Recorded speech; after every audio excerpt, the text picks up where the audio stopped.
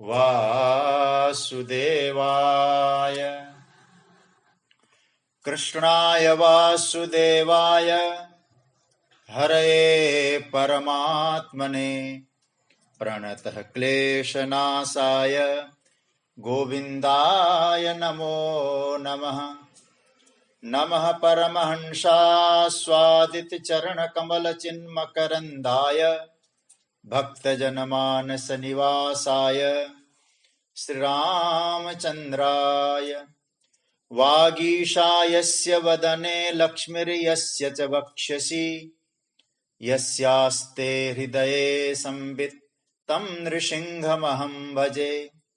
गुरुर्ब्रह्मा गुरुर्विष्णुर् गुरुर्देवो महेश्वरः गुरुः साक्षात् परब्रह्म तस्मै श्री गुरवे नमः। भगवत चरण कमलानुरागी सभी आत्मीय स्वजन, स्वाध्याय परिवार के सभी भगवत प्रेमी जन, आप सभी को मेरा प्रणाम, वंदन, अभिनंदन। भगवान की मंगलमय कृपा करुणा से मानव जीवन का सर्वोच्च लाभ हम सब प्राप्त कर रहे हैं। श्रीमद् भगवत गीता की चिंतन यात्रा में आज हम लोग 6ठे अध्याय को विराम की ओर ले जाएंगे। जो 4 श्लोक बचे हैं उन पर गुरुजनों के जूठन का प्रसाद लेकर हम लोग चिंतन करेंगे। कल चर्चा चली कि तत्र तं बुद्धि संयोगम लभते पौर्वदेहिकम यतते च ततो भूय संसिद्धो कुरुनंदन। पूर्व संस्कारों से जब व्यक्ति जन्म लेता है और जन्म की बात आई, आपने सुना, या तो श्रीमंत के यहां लेगा या योगियों के वंश में लेगा। वह प्रयत्न करता है, योगी खूब प्रयत्न करता है तो सिद्धि को प्राप्त करता है। ये चर्चा कल हुई। आज हम लोग 44वें श्लोक से आगे की यात्रा में जा रहे हैं और मेरे साथ आप लोग इस 44वें श्लोक का पाठ करें और फिर हम लोग कुछ यात्रा करेंगे, चिंतन करेंगे। नारायण।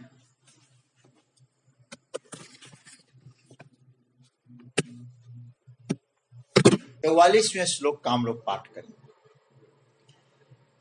पूर्वाभ्यासेन तेनैव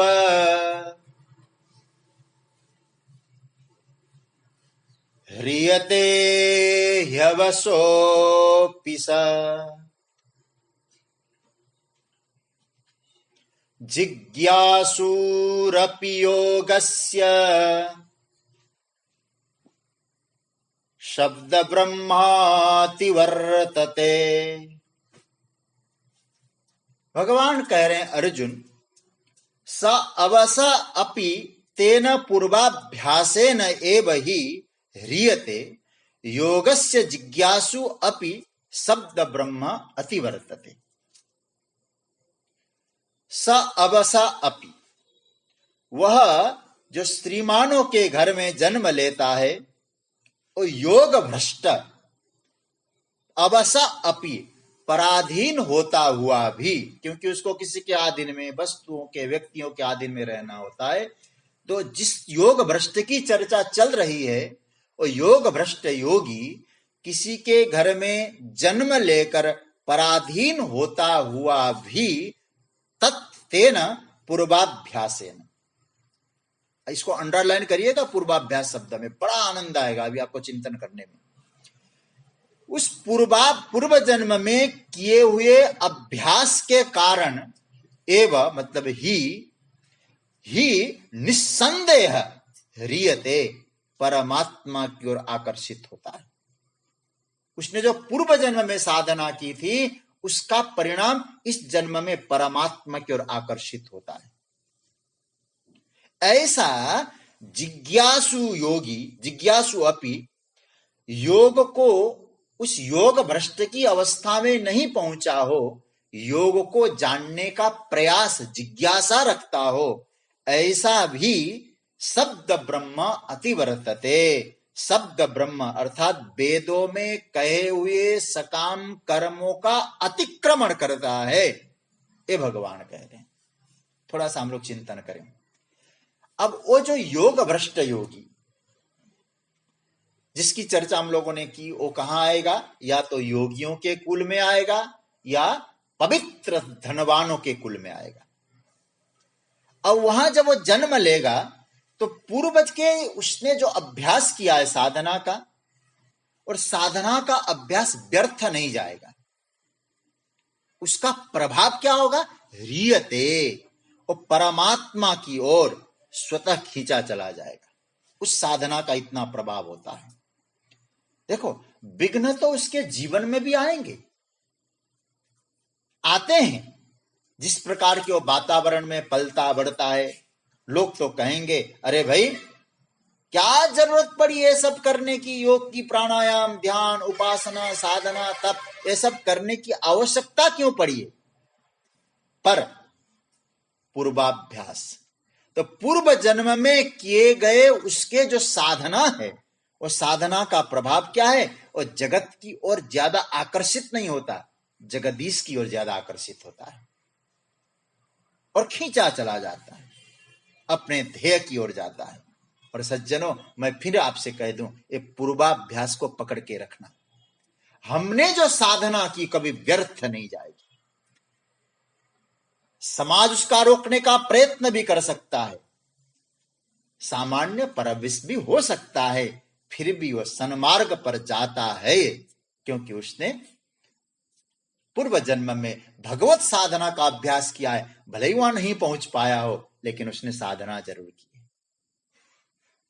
मैं श्रीमद् भागवत पर थोड़ा चिंतन कर रहा था आज, मुझे एक बड़ा सुंदर सूत्र मिला। श्रीमद् भागवत में जब रास का प्रसंग आता है, तो रासलीला के प्रसंग में श्री सुखदेव जी महाराज कहते हैं कि हे परीक्षित, कि जब भगवान ने रास के लिए गोपियों को आमंत्रण दिया, तो गोपियां जाती है, तो रास्ते में किसी को कोई दिक्कत आ गई, नहीं पहुंच पा रही है, तो वहां लिखा है तमेव परमात्मानम जार बुद्ध्यापि संगता जहुर गुणमयम देहम सद्य प्रक्षीण बंधन। कि भगवान को पाने के लिए जैसे गोपियां निकलती है, एक गोपी जो व्यवधान हुआ, एक पांचभौतिक देह उनका छूट गया, फिर दिव्य चिन्मय देह धारण करके भगवान के पास पहुंचती।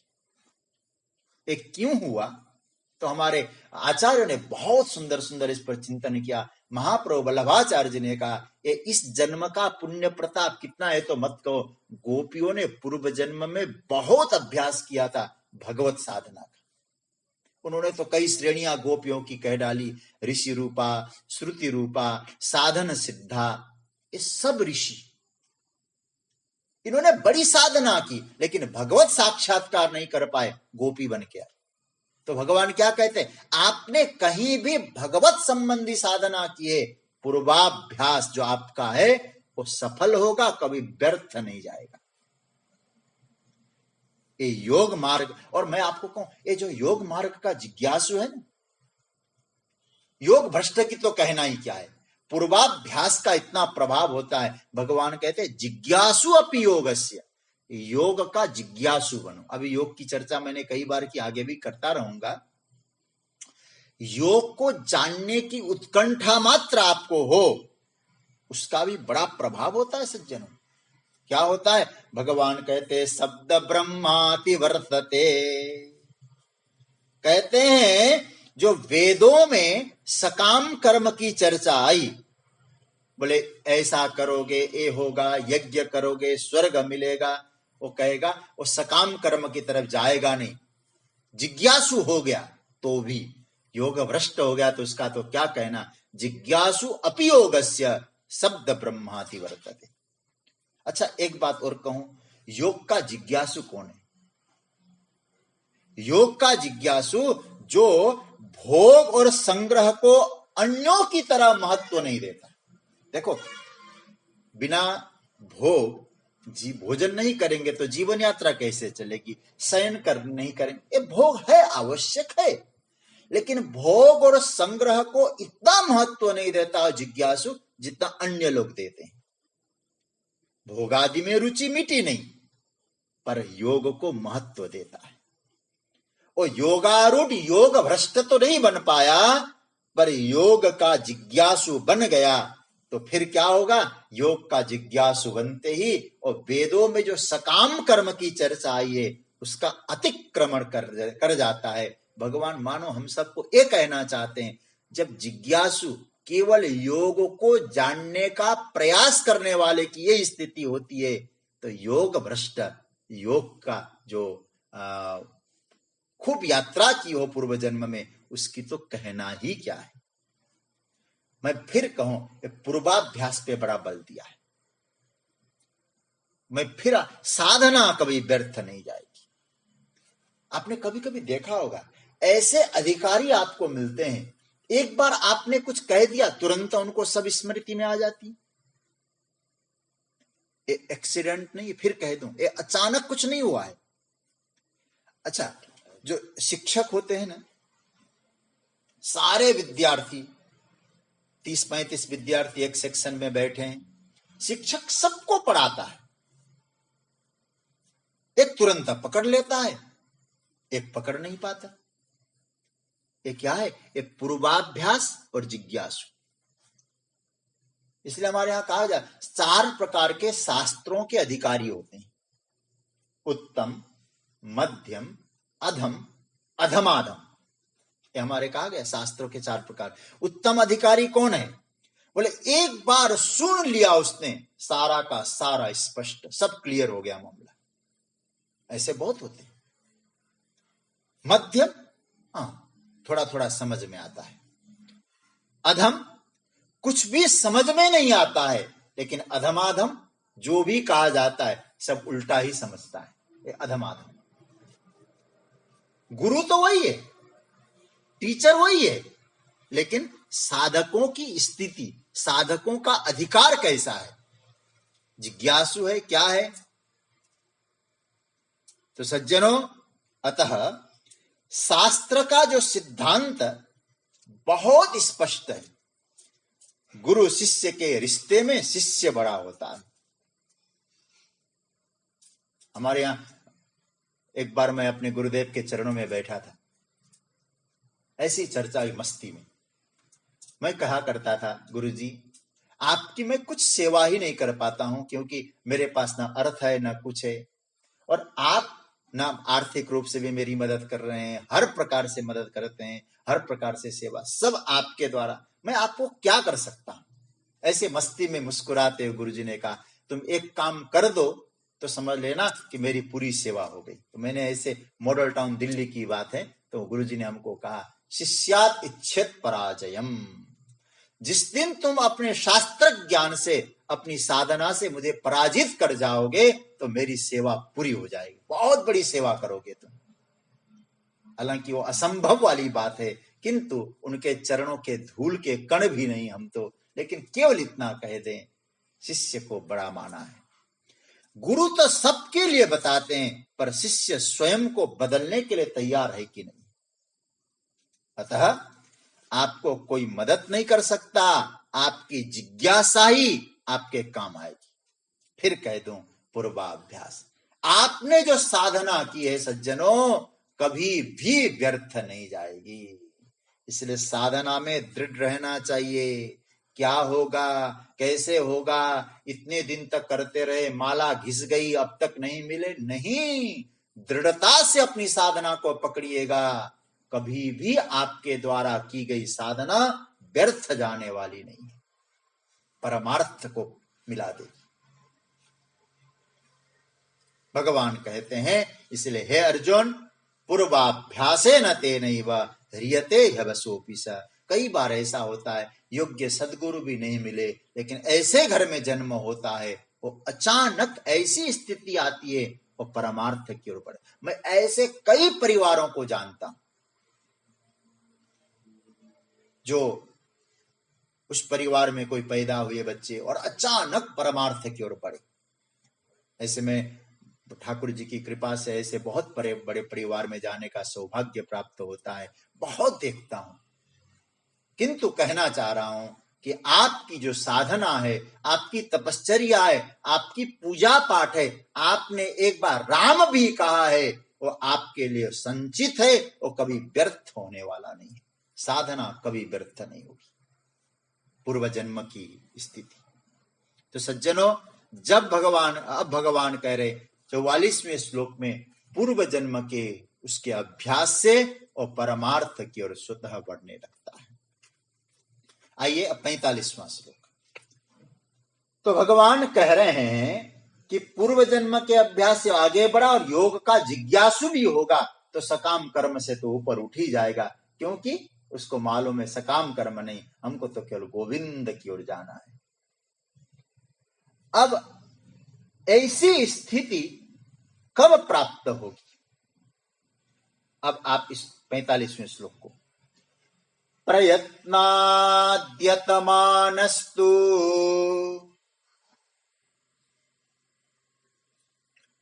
योगी संशुद्ध किल्बिषः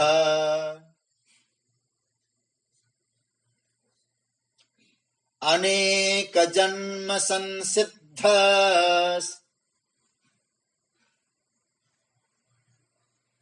ततो याति पराम गतिम।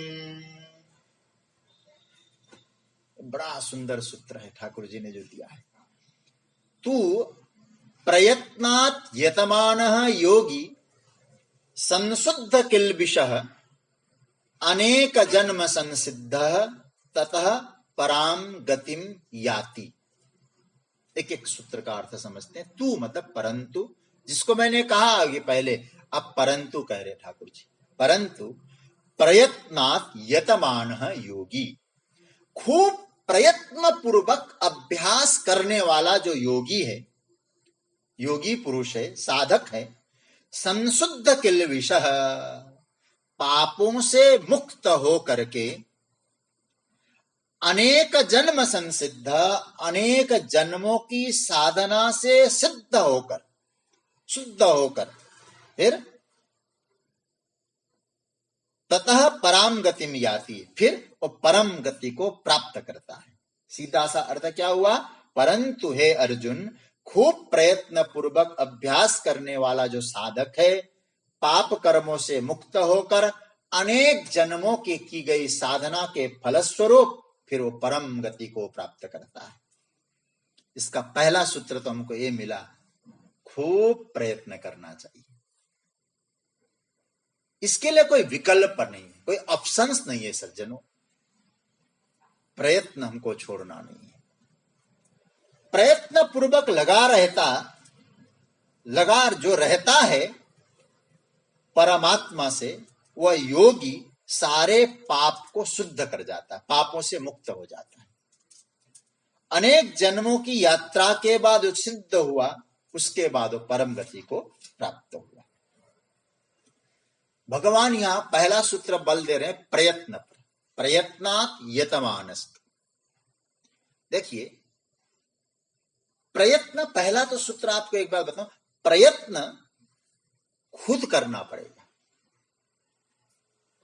यतमान, खूब मेहनत करिए, परिश्रम करिए, प्रयत्न करिए, लेकिन वो कौन करेगा? खुद करना पड़ेगा। इसके लिए आपकी कोई मदद नहीं कर सकता, कोई सहायता नहीं कर सकता। सज्जनों, आप जब कहीं जा रहे हैं, आपके सर पे बहुत बड़ा बोझा है, तो आपको पकड़ने में दिक्कत हो रही है, तो आप किसी को कह सकते हैं, भैया इधर आना, थोड़ा बोझा है ना, हेल्प करना। वो हेल्प कर सकता है। आपके पास कर्जा है, आपको धन की आवश्यकता है, कोई आपको अपनी ओर से कर्जा देकर आपको ऋण मुक्त करा सकता है, प्यारा है तो। अच्छा, अब आगे बढ़िए थोड़ा सा। आपको कोई रोग हो गया, और रोग होने के बाद ये तो नहीं हो सकता ना, दूसरा व्यक्ति दवाई खाए और आप रोग मुक्त हो जाओ। अथवा आपको भूख लगी है, आपके बदले कोई दूसरा आदमी भोजन करे, आप भूख से मुक्त हो जाओ, क्षुधा से मुक्त हो जाओ, ये नहीं हो सकता। कारण हमको अपनी साधना स्वयं करनी है। साधना में परिश्रम स्वयं करना होगा, कोई अन्य हमारे लिए साधना कर नहीं सकता। भोजन जैसे कोई दूसरा नहीं कर सकता, हमको स्वयं करना पड़ता है। साधना भी सज्जनों स्वयं करनी पड़ेगी, हम स्वयं करें, स्पष्ट समझ लीजिएगा। मुझे जब रामचरितमानस का चिंतन करता हूं ना, तो देवर्षि नारद ने पार्वती के विषय में क्या कहा, पार्वती के माता पिता को, जब नारद जी ने कहा शिवजी की उपासना करने के लिए इनको भेजो, भगवान शिव की उपासना करें तो शंकर भगवान की कृपा से शिव ही इनको पति रूप में मिल सकते हैं। और देवर्षि नारद ने जब कहा तो महापुरुषों को लगा, मैना और हिमाचल को, कि बाबा जब इतना कह रहे हैं तो हम संकल्प दे दें, बाबा ही कर लें पूरा। वहां बहुत सुंदर सूत्र दिया है, बहुत सुंदर सूत्र दिया। और सूत्र क्या था? कहते जो तप करई कुमारी तुम्हारी, भाव्यु मेटी सकहि त्रिपुरारी। नारद जी कहते जो आपकी बेटी तपस्या करेगी, स्वयं करेगी, तभी उसको फल मिलने वाला है। तो सज्जनों, साधना स्वयं करनी पड़ेगी, तप स्वयं करना पड़ेगा। और मैं आपसे कहूं, मेरे बहुत आदरणीय पूज्य आदरणीय, मैं जिनका प्राय स्मरण करता रहता हूं, आज तो संभवतः होस्ट भी आप ही हैं, तो आदरणीय पांडे जी हमको एक सूत्र देते थे, मुझे उनके प्रत्येक सूत्र मंत्र जैसे लगते हैं। कहते हैं कि मुझे तो कहा करते थे, अभी भी कभी, साधना युवावस्था की चीज है, मुझे वो मंत्र जैसा लगता है उनका। और याद रखिएगा, जब हमारा शरीर स्वस्थ हो तब करिए ना, जब हमारा शरीर स्वस्थ नहीं है तब साधना कैसे बन पाएगी?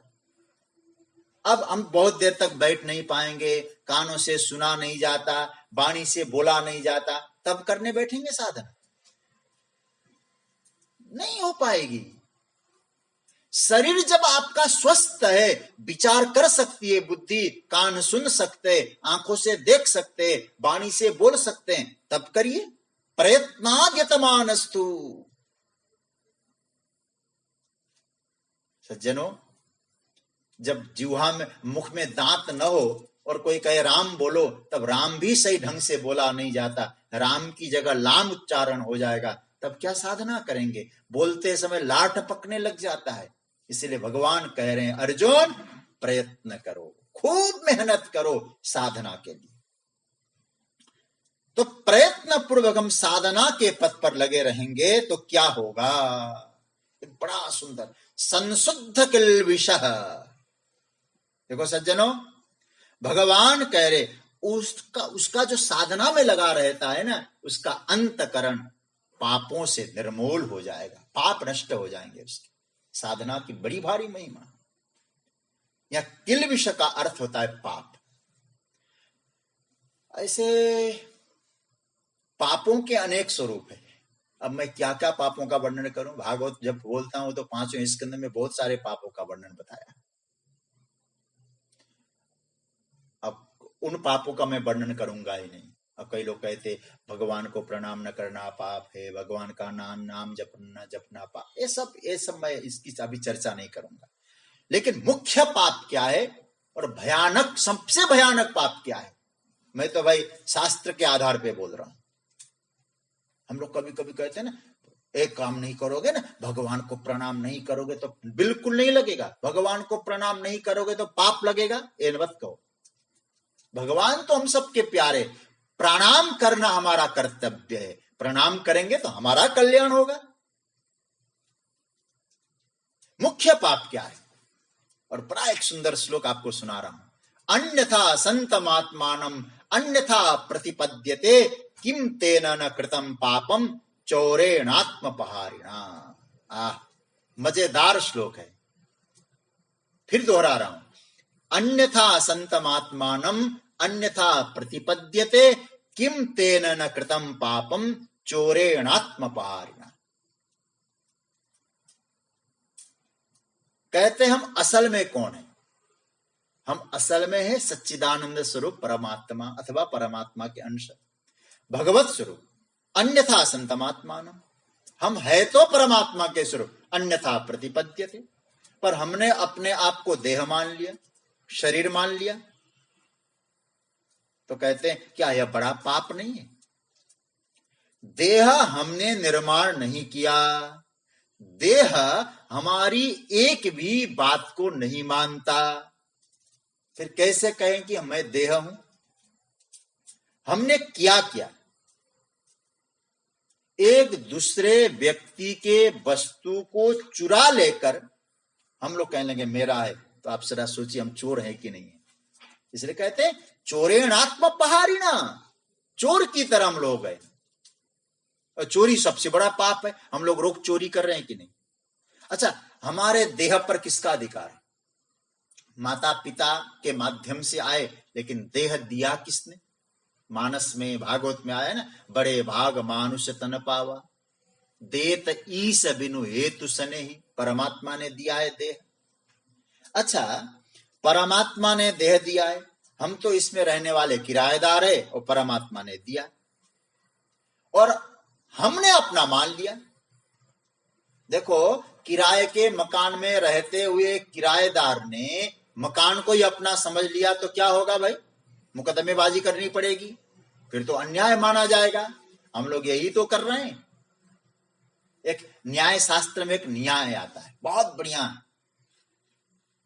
उस न्याय का नाम है भिक्षु पाद प्रसारण न्याय।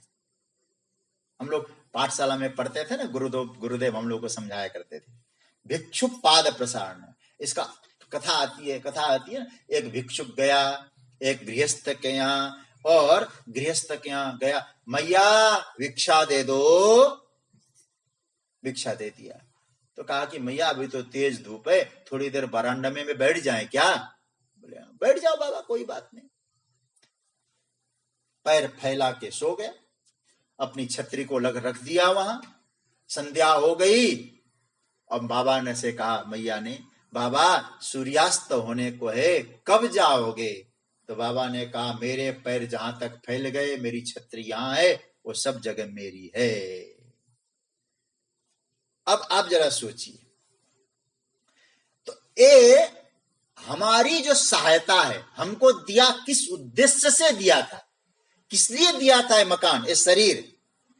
और हमको किस उद्देश्य से उसने दिया था? हम अपना कह के बैठे, और अपना कहते तो तहां तक गनीमत, हम कह के बैठे, मैं कह के बैठ गया। तो सबसे बड़ा पाप क्या है? देहात्म भाव ही पाप है। देहाध्यासी दुख का मुख्य कारण, शरीर मैं हूं, ये भाव ही सबसे बड़ा पाप है। अच्छा, एक छोटा सा प्रयोग आपको बता रहा हूं। आप लोग वेदांत का चिंतन कर रहे हैं, कई लोग यहां, मुझे मालूम है वेदांत पर बहुत अच्छा चिंतन है आपका। सुषुप्ति की गहरी अवस्था पर थोड़ा चिंतन करिए। सुषुप्ति में क्या होता है? मैं स्वप्न की बात नहीं कर रहा हूं, हमारी जागृत, स्वप्न, सुषुप्ति, 3 अवस्थाएं होती है ना, मैं सुषुप्ति की बात कर रहा हूं। गहरी नींद में आप सो गए, उस समय सच्ची बात तो कहें, हमारा हमारे देह के साथ भी तादात्म्य नहीं होता। भूल गए, हम कुछ भी नहीं मालूम। और सुषुप्ति की गहरी अवस्था में देह के साथ तादात्म्य नहीं होता है, तो उस समय हम पापी भी नहीं, गहरी अवस्था में, क्योंकि उसमें देहाध्यास है ही नहीं। हालांकि मैं निद्रा का केवल उदाहरण मात्र दे रहा हूं आपको। धर्म सम्राट स्वामी करपात्री जी महाराज की एक पंक्ति मुझे स्मरण में आ रही है। महाराज जी कहा करते थे, सुषुप्ति का अनुभव जागृत में होने लग जाए। मैं दोहरा रहा हूं, सुषुप्ति का अनुभव, सुषुप्ति की अवस्था जागृत में आने लग जाए, सुषुप्ति का अनुभव जागृत में हो जाए, तो ये समझ लीजिएगा उस साधक की देहाध्यास की निवृत्ति हो जाती है। धर्म सम्राट स्वामी करपात्री जी महाराज। इसलिए भगवान कहते संशुद्ध किल्बिषः, पापों से मुक्त हो जाता योगी। और योगी ने अभ्यास करते करते यह समझ लिया कि क्या समझा, मैं देह नहीं हूं, देह के माध्यम से मैं प्रकट हो रहा हूं, मैं व्यक्ति नहीं हूं, मैं अभिव्यक्ति हूं। मैं देह नहीं हूं, फिर मैं कौन हूं, मैं देही हूं। देह तो एक माध्यम है मुझे प्रकट रखने के लिए, मैं दिव्य आत्मा हूं। तो भगवान कहते हैं जब आपको अनुभव होने लग जाए तो आप संशुद्ध किल्बिषः, मैं परमात्मा का हूं, परमात्मा मेरे है, मैं परमात्मा का स्वरूप हूं। भगवान कहते हैं हे अर्जुन, प्रयत्नाद् यतमानस्तु योगी संशुद्ध किल्बिषः, अनेक जन्म संसिद्धि। एक और समझने जैसी बात है, देखो भाई, ये दोनों सूत्र को जरा मिलाइएगा। गीता तो क्या गजब का चिंतन है। आज मुझे चारों श्लोकों को समेटना है ना, इसीलिए थोड़ा संक्षेप में कर रहा हूं। देखिए भगवान क्या कहते, ऊपर संशुद्ध किल्बिषः, संसिद्ध, अनेक जन्म संसिद्ध, वहां संशुद्ध, यहां संसिद्ध। वह योगी जो देहात्म भाव से ऊपर उठ गया है अथवा ऊपर उठने के लिए प्रयत्नशील है, वो क्या है, अनेक जन्म संशुद्ध किल्बिषः है। फिर क्या होगा, वो अनेक जन्मों का जो उसकी साधना है वो क्या प्रकट होती है। परम गति को पाने के लिए अनेक जन्म से वो संशुद्ध हो रहा है, सिद्ध हो रहा है। अनेक जन्मों की साधना से उसको सिद्ध बनाया जा रहा है।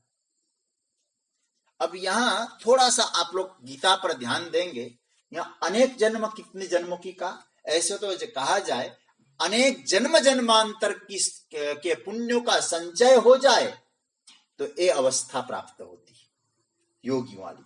लेकिन जो गीता का हम लोग अब तक चिंतन की यात्रा में हैं, आप सब पकड़ लेंगे बात को, यहां 3 जन्मों की बात कही। और मुझे मालूम है आप जैसे जिज्ञासु श्रोता बहुत जल्दी पकड़ सकते हैं 3 जन्म कौन कौन से। जैसे भगवान ने कहा है ना, अर्जुन ने पूछा था कि जो साधना करते करते परमात्मा को नहीं पाया वो कहां गया, इसका मतलब पहले वो मनुष्य जन्म में था। भगवान ने क्या कहा, प्राप्य पुण्य कृताम लोकानुसित्वा शाश्वती समा। तो मनुष्य जन्म में क्या हुआ, वो उस तत्व तक नहीं प्राप्त कर पाया, लुढ़क गया, मर गया। कहां गया, उषित्वा शाश्वती समा, स्वर्ग में जाकर अनेक प्रकार का भोग भोगा। तो दूसरा जन्म हुआ, पहले यहां जन्म मिला, फिर स्वर्ग में जन्म हुआ। अब स्वर्ग में उस व्यक्ति को भोगों में इतनी रुचि नहीं थी, तो फिर क्या हुआ, वो श्रीमानों के यहां, योगियों के यहां जन्म लेता है। तो कितने हो गए, 3। पहले मनुष्य के रूप में, फिर स्वर्ग, फिर उसके बाद भगवान कह रहे हैं योगियों के घर में या श्रीमंत, जो पवित्र श्रीमंत है उनके यहां प्रकट हो गया। ये तीसरा जन्म हुआ। तो भगवान कहते हैं अनेक जन्म। तो आचार्यों ने कहा 3 जन्म में किए हुए उसका जो सत्कर्म है, देह छूटा लेकिन उसकी साधना, वो जो कल मैं चर्चा कर चुका हूं, आपको मालूम है ना, देह तो छूटा लेकिन कर्माशय में क्या बंधा, उसका कर्म की पोटली में उसके जो सत्कर्म बंध के आ गए और यहां आके खुल गए। जैसे सुदामा जी पोटली में चावल लेके गोविंद के पास गए थे ना, गोविंद ने खोल दिए थे। तो हम भी कर्माशय को लेकर आए थे और कर्माशय खुल गए, 3 जन्मों के हो गए। फिर क्या हुआ, अनेक जन्म संसिद्ध, अनेक जन्मों का जो अभ्यास है उस अभ्यास का परिणाम क्या हुआ, उसको परम गति प्राप्त हो गई। लेकिन देह मैं हूं इस भाव से वो साधन नहीं बना किया उसने, देह मेरा है ये भी केवल वो साधन पथ में लगा रहा, देह के प्रति देहाध्यास निवृत्ति करके, उपाधि निवृत्त होकर वो परम को उपलब्ध होता है। भगवान कहते वह योगी। प्रयत्नादितवानस्तु योगी संशुद्ध किल्बिषः, वो पापों से मुक्त हुआ, मतलब देहाध्यास छूटा, फिर अनेक जन्मों का जो पुण्य थे वो उदय हो गए और साधना पथ पे तल्लीन हो गया, परम गति को प्राप्त किया। कैसे प्राप्त किया? जगत गुरु शंकराचार्य भगवान कहते उपाधि रहित होकर अपने दिव्य स्वरूप को प्राप्त करता है। उपाधि किसको कहते हैं? वेदांत में मैं चर्चा भी कर चुका हूं। जो आपका नहीं है उसको अपना मान रहे हैं ना, ये जो भ्रम है उसकी निवृत्ति। जैसे मैं बार बार उदाहरण देता हूं, स्फटिक जो है, स्फटिक मणि में आपने फूल रखा, कनेर का हो, गुलाब का लाल फूल रखा, स्फटिक मणि लाल नहीं है, शुद्ध है, लेकिन फूलों के कारण लाल है। तो फूल हटे तो स्फटिक तो शुद्ध है, केवल फूल एक आवरण मात्र था। लेकिन जो नहीं समझता हो, क्या समझता है? लाल रंग की मणि। तो बस सज्जनों, हम भी स्फटिक की तरह परम पवित्र है, परम शुद्ध है। लेकिन जो उपाधिगत जो भेद है ना, मैं देह हूं, इंद्रिया हूं, देहाध्यास, इंद्रियाध्यास, अंतकरणाध्यास, ये सब जो अध्यास हैं, ये अध्यास जब छूट जाते हैं तो फिर क्या होता है? ततो याति पराम गतिम, और फिर परम गति को प्राप्त करता है।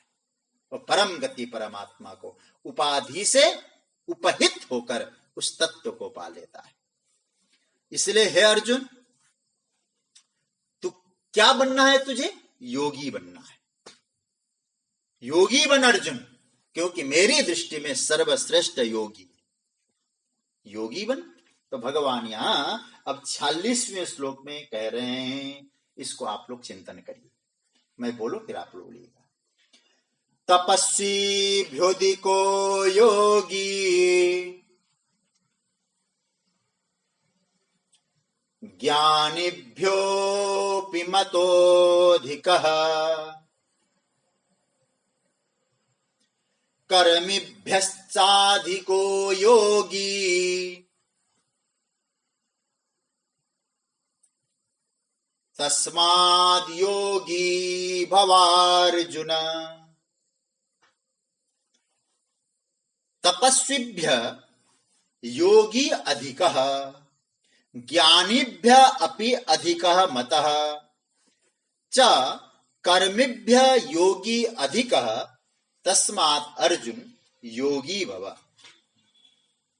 तपस्विभ्य योगी अधिकः, भगवान कह रहे हैं कि अर्जुन, तपस्वियों से योगी अधिक श्रेष्ठ है। ज्ञानीभ्य अपि अधिका मत, ज्ञानी अर्थात जो शास्त्र वेत्ता है, शास्त्रों को जानने वाले हैं, शब्द की उपासना जिन्होंने की है, उनसे भी योगी श्रेष्ठ है। च मतलब और, कर्मिभ्य योगी अधिकः, कर्म में रत रहने वाले, सकाम कर्म करने वाले ऐसे कर्म योगियों से भी योगी श्रेष्ठ है।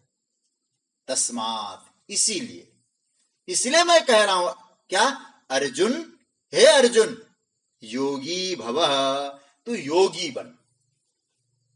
जैसे हम लोग कभी कभी आयुष्मान भव कहते हैं, यशस्वी भव कहते हैं, भगवान मानो आशीर्वाद दे रहे अर्जुन को, अर्जुन तू योगी बन। अब थोड़ा एक दो पंक्ति समझे, समय के अनुसार पूरा करूंगा मैं। तपस्वी से भी योगी श्रेष्ठ है। क्यों श्रेष्ठ है भाई? तपस्वी तो बहुत बड़े साधक है। भगवान कहते हैं, देखो, तपस्वी शरीर को कष्ट देता है, लंबे लंबे उपवास करता है, देह का दमन करता है, घोर तप करता है। भगवान कहते हैं उससे योगी श्रेष्ठ है। क्यों श्रेष्ठ है? क्योंकि तपस्वी को जो पद प्राप्त होता है, योगियों को वही पद उससे भी श्रेष्ठतम पद मिलता है। लेकिन योगी के लिए 6ठे अध्याय में प्रभु ने क्या कहा? युक्ताहार विहारस्य युक्त चेष्टस्य कर्मसु, घर से भागा नहीं, भोजन पानी छोड़ा नहीं, परिवार को तिलांजलि नहीं दिया, जहां है वहीं खुश होकर साधना करने लगा। युक्त आहार, युक्त विहार। और सज्जनों, मैं आपसे एक काम बात कहूं, आज यदि आप साधना नहीं कर पाए, कल नहीं होगा। आज यदि आप खुश नहीं रह सके तो कल खुश नहीं रहेंगे। इसलिए भगवान कहते हैं वो तपस्वी और योगी कौन है? जहां है वहीं साधना में रत। तपस्वी की जो क्रिया है ना वो बाहर दिखाई देती। तपस्वी से योगी श्रेष्ठ भगवान कहते हैं, जो तप करने वाले हैं। जो तपस्वियों की क्रिया बाहर दिखाई दे रही है, लेकिन योगी की जो क्रिया है ना वो अंतर साधना वाली क्रिया है, बाहर दिखाई नहीं देती। ये तपस्वी है, उसके वेशभूषा से आप पहचान सकते हैं, लेकिन योगी को आप वेशभूषा से नहीं पहचान पाएंगे। कौन योगी? जनक जी को राजा समझेंगे आप, जनक जी योगी है। वशिष्ठ जी को कर्मकांडी समझेंगे आप, वशिष्ठ जी योगी है। इसलिए योगी क्या, योग की जो साधना है ना सज्जनों, ये बहिर्मुखी साधना नहीं है जो साधना की ठाकुर जी चर्चा कर रहे हैं। इसलिए अंतर साधना है। तपस्वियों से योगी श्रेष्ठ है, ज्ञानियों से भी योगी श्रेष्ठ है, ज्ञानी से भी योगी श्रेष्ठ है। हमारे जगत गुरु शंकराचार्य कहते शास्त्र ज्ञानियों से, क्योंकि ज्ञानी के पास शब्द ज्ञान है। और विवेक चूड़ामणि में जगत गुरु शंकराचार्य भगवान कहते शब्द जालम महारण्यम चित्त भ्रमण कारणम अतः प्रयत्नात् ज्ञातव्यम तत्त्वज्ञैस्तत्त्वमात्मनः। तो ज्ञानी के पास शब्द ज्ञान है, पर कर्मठता कम दिखाई देगी। 2-3 भाव से मैं समझाऊंगा। देखो, बिना कर्म के ज्ञान शुष्क है। अच्छा, शास्त्रों का अभ्यास अलग स्थिति है, ध्यान देना, ज्ञान की बात कर रहा हूं। कर्म के साथ ज्ञान, ये भगवान को इष्ट है, भगवान चाहते हैं आप ज्ञानी भी बनो लेकिन कर्म त्यागो नहीं। लेकिन मैं दूसरे रूप में आपसे कहूं, शास्त्र का ज्ञान आवश्यक है, लेकिन शास्त्र का ज्ञान अध्ययन करके वो विद्वान हो सकता है, लेकिन शास्त्र का अध्ययन करके वो योगी होगा कोई गारंटी नहीं। रावण भी बड़ा शास्त्रज्ञ था, लेकिन वो योगी नहीं था, क्योंकि योगी शास्त्रज्ञ भले ही ना हो, अनुभवी होता है। कबीर शास्त्रज्ञ नहीं थे, लेकिन वो क्या कहते हैं, आप कोई पूछे महाराज इसका अर्थ क्या है, वो क्या कहा जाए, तुम कहते हो कागज की लेखी, हम कहते हैं आखंड की देखी। योगी अनुभवी होता है।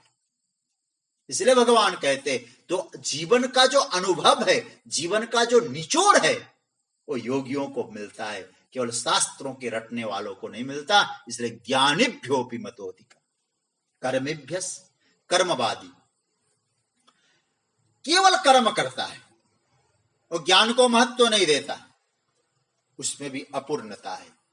अंधी जो कर्मठता है वो उससे भले ही परिणाम आपको मिल जाए, कर्म से परिणाम मिल जाए, लेकिन शांति मिलेगी कोई गारंटी नहीं। और जो अशांति है तो सुख कैसा, क्योंकि गीता का सिद्धांत है अशांतस्य कुतः सुखम्। इसलिए भगवान कहते हैं कर्मवादियों से भी योगी श्रेष्ठ है। क्यों? कर्म, सकाम कर्म। और पूजा बुरा नहीं मानना सज्जनों, यदि हम लोग केवल कर्म की बात छोड़ दो, हम लोग पूजा पाठ, सत्संग, भगवत उपासना भी यदि सकाम भाव से ही करते रहेंगे तो कर्मिभ्य होंगे, योगी नहीं बन पाएंगे, कृष्ण से युक्त नहीं हो पाएंगे। फिर मैं इतना ही कहूंगा आपको, साधना करना कर्तव्य बन जाए। हमें केवल प्रभु से जुड़ना है, परमात्मा प्रसन्न हो बस। जो परमात्मा से जुड़ा योगी है उसे सब प्राप्त होता है। इसलिए अर्जुन तू योगी बन, तू योगी बन अर्जुन। सज्जनों, मैं एक बात और कहना चाह रहा हूं। मैं आपसे कहूं, भगवान इस गीता को कहां सुना रहे अर्जुन को? कुरुक्षेत्र के युद्ध मैदान में। जब भगवान ये कह रहे अर्जुन को कि हे अर्जुन तू योगी बन, तो क्या भगवान अर्जुन को भुजंगासन, मयूरासन ये सब सिखा रहे हैं क्या वहां? और हम लोगों ने योगी का अर्थ क्या किया? ऐसा आसन, ऐसा कपाल भांति अनुलोम विलोम सिखा रहे हैं क्या? इसलिए योगी का अर्थ हम लोगों ने बहुत, इसलिए मैं कल भी कह चुका हूं, योग की परिभाषा को सीमित कर दिया। यहां भगवान जिस योग की चर्चा कर रहे हैं, मैं फिर पतंजलि का सूत्र आपके सामने रखूंगा, तदा द्रष्टु स्वरूप अवस्थानम, अपने स्वस्वरूप में अवस्थिति, अपने स्वरूप की यात्रा, वो योग है। सज्जनों, योग शब्द का अर्थ ही होता है युक्त होना। आगे आगे अंतिम श्लोक में ठाकुर जी कहेंगे। इसलिए यहां योगी का अर्थ केवल शारीरिक कसरत मत लेना, योगी का अर्थ तो भगवान अंत में कहेंगे। इसलिए अर्जुन तो योगी बन, योगी बन। तो एक बात मैं आपसे कहा कि मैं अंतिम श्लोक की भूमिका में ले जाना चाह रहा हूं। एक बार किसी ने उड़िया बाबा से प्रश्न किया कि बाबा, क्या वेदांती लोग भक्ति को नहीं मानते? मैं प्रसंग से भटक नहीं रहा हूं, ध्यान देना, बहुत महत्वपूर्ण बात सुना रहा हूं। बाबा ने कहा, मानते क्यों नहीं है? मानते, मानना ही पड़ेगा भक्ति। तो विरोध क्यों होता है? मतभेद क्या है? तो बाबा ने बहुत अच्छा जवाब दिया, शायद आप भी असहमत नहीं होंगे। उड़िया बाबा ने कहा, देखो, भक्त जब भक्ति की यात्रा करता है, भक्ति करता है, तो वो क्या समझता है? भक्ति ही जीवन की अवधि है, बस इससे आगे कुछ नहीं है। लेकिन उड़िया बाबा कहते हैं, हम भक्ति के बाद भगवान को मानते हैं, किंतु भगवान को ऐसा मानते हैं वेदांत में, प्रत्यक्ष चैतन्य भिन्न मानते हैं। देखो, भक्ति से भी बड़ा भगवान है, यह मानते हैं? बोले हाँ। तो भक्ति बहुत बड़ी है, परंतु वहीं तक परिसमाप्ति नहीं। इसके बाद क्या है? बोले प्रत्यक्ष चैतन्य भिन्न जो ब्रह्म का जो स्वरूप है, वो ब्रह्म हमारे स्वरूप से अभिन्न है, यहां तक यात्रा हो तो भक्ति बड़ी दिव्य है। मैं फिर आपसे निवेदन करूंगा, विरोध की बात नहीं है, योगी की बात जो भगवान कर रहे हैं उसके आधार पर भक्त, इसी तरह से जैसे मैंने अभी उड़ियाबा का उदाहरण दिया, इसी तरह से योगी सबसे बड़ा, भक्ति सबसे बड़ी, लेकिन भगवान कहते नहीं, भक्ति सबसे बड़ी, योगी सबसे बड़ा। भगवान कहते नहीं। और आगे की बात कहूं मैं, क्या कह रहे हैं ठाकुर जी? योगी सबसे बड़ा, यह तो हम मानते हैं, पर योगी ही सबसे बड़ा, उसके आगे कुछ नहीं है, ऐसा नहीं है, उसके आगे भी कुछ है। वो क्या है? तो भक्ति बड़ी है, ये बात मानते हैं, भक्ति ही सबसे बड़ी है, उसके आगे कुछ नहीं। वेदांती इस बात को स्वीकार नहीं करता। और इसी बात को भगवान भी ये कह रहे हैं, योगी ही सबसे बड़ा, योगी सबसे बड़ा है, लेकिन योगी ही सबसे बड़ा, उससे आगे कुछ नहीं है, ये भगवान कहते, ये भी नहीं मानता हूं मैं। इसलिए भगवान उस योग से भी, योगी सबसे बड़ा आप ये नहीं मानते, उससे आगे भी कुछ है, ये भी तो हमको बता दीजिए। तब भगवान अंतिम श्लोक की चर्चा कर रहे हैं, 6ठे अध्याय का ये अंतिम श्लोक है।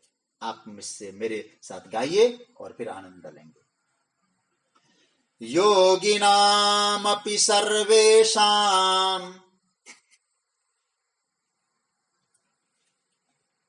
मद्गतेनान्तरात्मना श्रद्धावान् भजते यो माम् समे युक्ततमो मतः।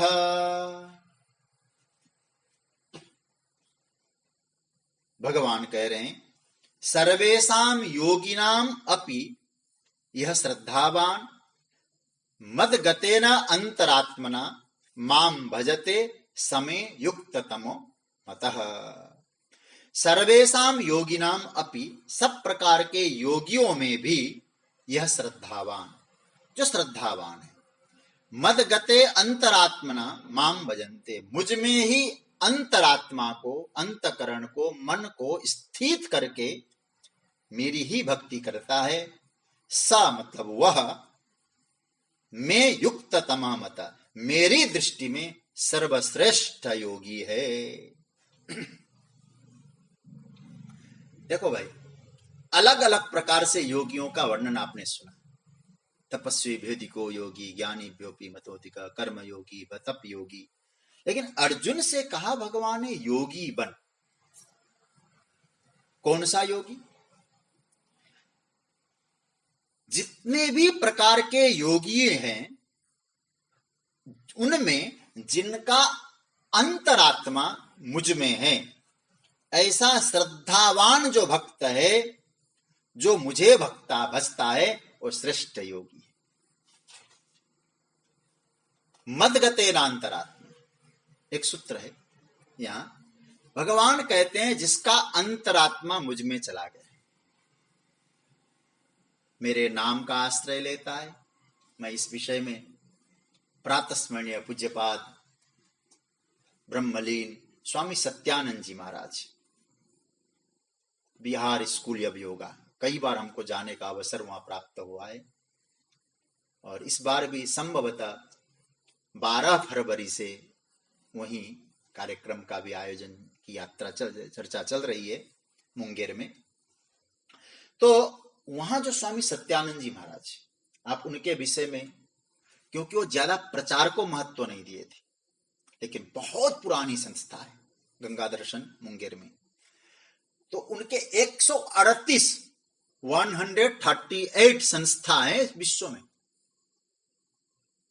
लेकिन वो योग साधना के बड़े इतनी किताबें लिखी अंग्रेजी में, हिंदी में। अब उन्होंने मुंगेर में विशाल योग और 138 संस्था बनाने के बाद अंत में क्या काम किया, पूज्यपाद स्वामी निरंजनानंद जी महाराज को वो गादी सौंपकर बिहार के एक देवघर के पास एक रिखिया नाम का स्थान है, वहां जाकर उन्होंने खूब साधना की। और मैंने दर्शन का तो मुझे सौभाग्य नहीं मिला, लेकिन उनके ग्रंथों का अध्ययन करके मैंने कुछ पाया। वो कहा कि उनके भाव थे कि भाई अब जो है सब कुछ तो ठीक है, लेकिन बिना राम नाम के, बिना भगवत श्रद्धा के योग भी व्यर्थ लगता है। इसलिए अब बैठ के राम राम करने आया हूं। बहुत योग किया, लोगों को सिखाया, अब राम राम करने के लिए आया हूं, प्रभु से जुड़ने के लिए आया हूं। तो इसलिए भगवान का जो मद्गते नान्तरात्मिना, भगवान मेरे अंतकरण में है, ये अनुभूति जिस योगी को है। देखो, अनुमान नहीं, अनुभव है। हम सावधान हो जाएंगे, गलत काम से रुक जाए। जैसे आप जरा सोचिए, जैसे कुछ क्लास में बच्चे होते हैं ना,